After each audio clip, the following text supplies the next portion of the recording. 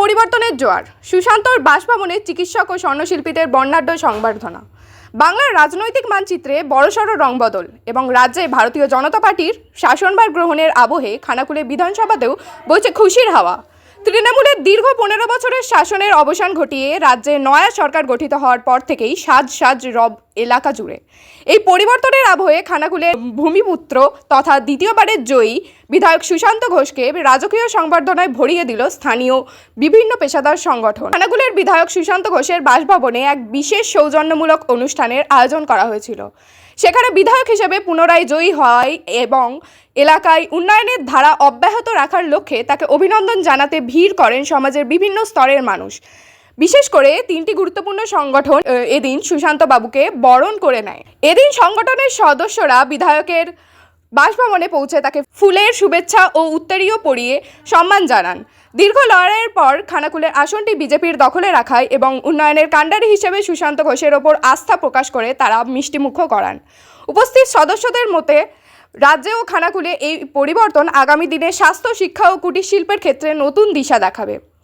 সংবর্ধনা গ্রহণ করে বিধায়ক সুশান্ত ঘোষ বলেন, এই জয় আমার একার নয়, এই জয় খানাকুলের প্রতিটি সাধারণ মানুষের এবং কর্মীদের অক্লান্ত পরিশ্রমের ফল।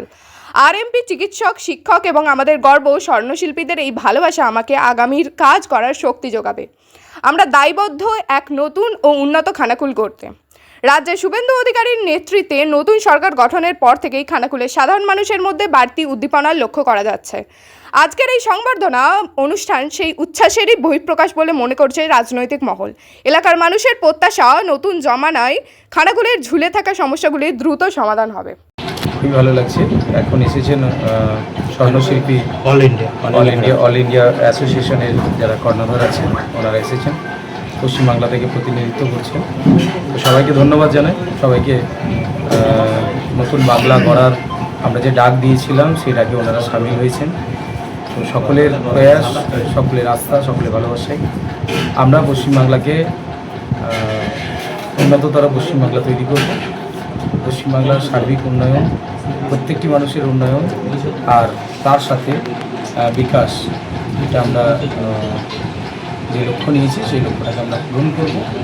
আগামী 5 বছর আমাদের সরকার জনসাধারণের জন্য কাজ করবে, এলাকা উন্নয়নের জন্য কাজ করবে।